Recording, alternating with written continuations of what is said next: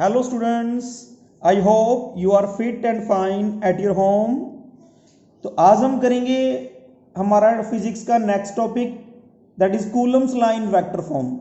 Last day हमने किया था कूलम्स लॉ, वो था इन स्केलर फॉर्म। आज हम करेंगे इन वेक्टर फॉर्म। जब वेक्टर फॉर्म की बात होती है तो हम डायरेक्शन को मेंशन करना पड़ता है हमें, और direction you know very well कि जब भी हमने किसी वेक्टर की डायरेक्शन मेंशन करनी हो तो हम यूनिट वेक्टर का यूज करते हैं। तो यहाँ पे हमने दो चार्ज दिखा रखे हैं, एक चार्ज है Q1, दूसरा चार्ज है Q2। दोनों के बीच में फोर्स लग रहा है, एक फोर्स है F12, इसका मतलब है force on charge 1 due to the charge 2। इसी तरह हमने यहाँ पे दिखाया फोर्स F2, इसका मतलब है force on charge 2 due to the charge 1। अब जो चार्ज Q1 है वो A पॉइंट पे पड़ा है और ओरिजिन से इसकी डिस्टेंस कितनी है R1। You can also say that कि इसका जो पोजीशन वेक्टर है वो R1 है। इसी तरह जो चार्ज Q2 है इसका पोजीशन वेक्टर कितना है R2 है। तो अकॉर्डिंग टू कूलम्स लॉ कि जो फोर्स होता है दो चार्ज के बीच में वो इस इक्वेशन से हम स्पेसिफाई करते हैं, इस इक्वेशन से हम उसको शो करते हैं। तो जो force on charge 1 due to the charge 2 that is given by 1/4 pi epsilon naught Q1 Q2 upon distance square. अब डिस्टेंस की अगर हम बात करेंगे तो देखो एक वेक्टर ऐसे जा रहा है, दूसरा वेक्टर ऐसे जा रहा है, ये चार्ज इसके ऊपर फोर्स लगा रहा है। तो डिस्टेंस हम कहां से कहां तक की लेंगे, Q2 से Q1 की डिस्टेंस लेनी है हमने, और Q2 से Q1 की डिस्टेंस कितनी बनती है BA। तो इसीलिए हमने यहाँ पे लिखा है BA का स्क्वायर। और वेक्टर फॉर्म में कर रहे हैं तो हमें यूनिट वेक्टर मेंशन करना पड़ेगा, तो यहाँ पे हमने शो कर दिया BA यूनिट वेक्टर। अब हम इसके ऊपर जो ये फिगर मैंने आपको भी बताया है इसके ऊपर ट्रायंगल ऑफ वेक्टर एडिशन लगाते हैं। देखो एक वेक्टर ये जा रहा है from O to B that is R2, दूसरा वेक्टर जा रहा है from B to A that is BA, और तीसरा वेक्टर जो है ये जा रहा है O टू A। अब देखो एक वेक्टर ऐसे जा रहा है, दूसरा वेक्टर ऐसे जा रहा है, और तीसरा वेक्टर ऐसे जा रहा है ऑपोजिट डायरेक्शन के अंदर। तो यहां पे R1 क्या होगा, R1 इज द रिजल्टेंट। और यू नो वेरी वेल कि रिजल्टेंट वो होता है जो उतना इफेक्ट अकेला प्रोड्यूस करता है जितना दोनों मिलकर प्रोड्यूस करते हैं। तो यहाँ पे क्या हो गया, R1 is equal to R2 plus BA, R2 plus BA। तो यहां से हमने BA की वैल्यू निकाल ली, BA is equal to R1 minus R2 and it is equal to R21। इसका मतलब क्या है, distance from charge 2 towards 1, distance from charge 2 towards 1, इसको हमने लिख दिया R21। तो अब हमने जहां पे BA लिखा हुआ है वहां पे इसकी वैल्यू पुट कर देंगे। तो जो इक्वेशन नंबर 1 है वो चेंज हो गई, F12 is equal to 1/4 pi epsilon naught Q1 Q2 AB की जगह BA की जगह हमने लिख दिया R21, और उसका स्क्वायर था तो स्क्वायर लिख दिया। यहाँ पे जो BA लिखा हुआ था उसकी जगह लिख दिया R21। और अब आपको पता है कि जो यूनिट वेक्टर होता है वो होता है vector upon its magnitude. Unit vector is equal to vector upon its magnitude. तो जहां पे यूनिट वेक्टर लिखा था वहां पे ये वैल्यू पुट कर देंगे अपन।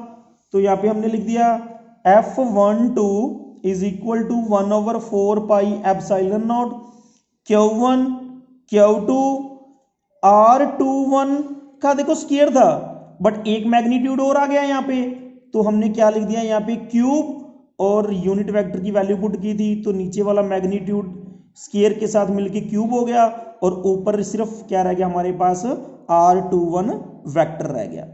तो ये इक्वेशन नंबर 2 बन गई हमारे पास।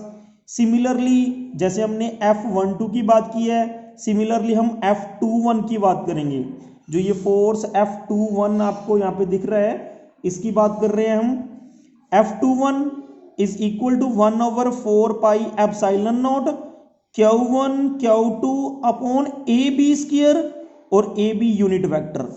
अब देखो डिस्टेंस अब एक वेक्टर ऐसे जा रहा है, दूसरा वेक्टर ऐसे जा रहा है और तीसरे वेक्टर ने ऐसे आना था बट तीसरा वेक्टर ऐसे जा रहा है, इट मींस R2 अब क्या हो गया है, रिजल्टेंट। तो ये आगे देखो, यहाँ पे हमने लिखा है कि जो R2 है वो रिजल्टेंट है और रिजल्टेंट किसके बराबर होता है, दोनों वेक्टर के सम के बराबर होता है। तो R2 इज इक्वल टू हो गया R1 प्लस AB। अब हम AB की वैल्यू निकाल लेंगे, AB किसके बराबर आ गया, R2 माइनस R1 और उसको हमने सुपोज कर लिया R12। सुपोज क्या कर लिया, इसका मीनिंग ही यही है कि distance from A to B, distance from A to B, और हम कह सकते हैं distance from charge Q1 to charge Q2। तो इसको हमने लिख लिया R12। तो जहां पे हमने AB लिखा हुआ है वहां उसकी वैल्यू पुट कर देंगे, तो हमारे पास इक्वेशन बन गई F21 is equal to 1/4 pi epsilon naught Q1 Q2 over R12 का स्क्वायर, R12 यूनिट वेक्टर। अब फिर वही बात कि जो यूनिट वेक्टर होता है वो होता है वेक्टर अपॉन इट्स मैग्नीट्यूड। तो जहां पे हमने यूनिट वेक्टर लिखा हुआ है वहां पे ये वैल्यू पुट कर देंगे। तो F21 is equal to 1/4 pi epsilon naught Q1 Q2 over R12 का क्यूब। देखो स्क्वायर तो पहले ही था और एक मैग्नीट्यूड और आ गया तो यहाँ पे क्यूब बन गया, ऊपर हमारे पास सिर्फ क्या रह गया, R12 वेक्टर रह गया।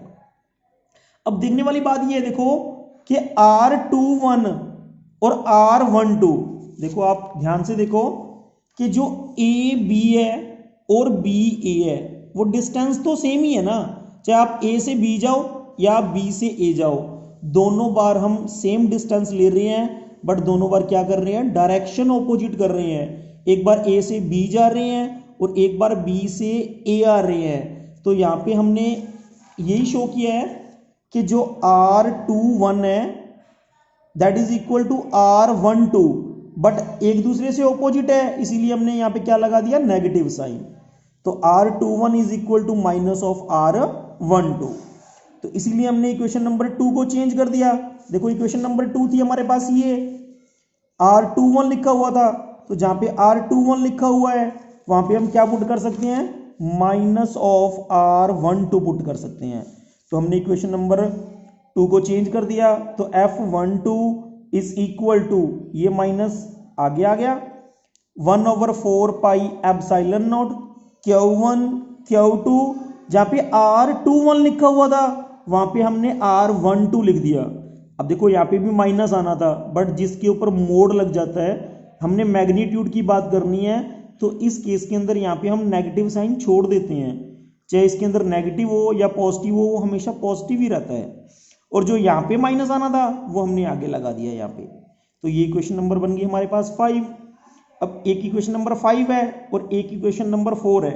अब दोनों को ध्यान से देखो, इक्वेशन नंबर 4 है हमारे पास F21 और इक्वेशन नंबर 5 है हमारे पास F12।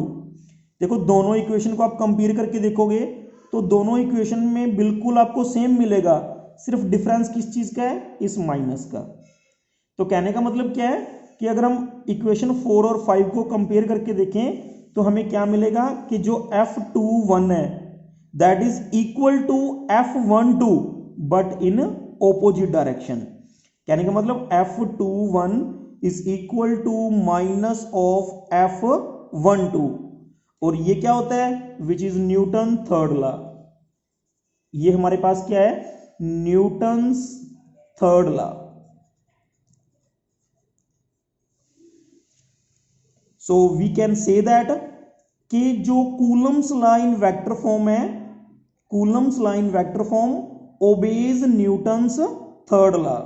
जो हमने आज Coulomb's law in vector form किया है तो इसका हमें रिजल्ट क्या मिल रहा है, इसका हमें कंक्लूजन क्या मिल रहा है कि जो न्यूटन्स थर्ड लॉ होता, sorry Coulomb's law in vector form होता है वो किसको ओबे करता है, न्यूटन्स थर्ड लॉ को ओबे करता है।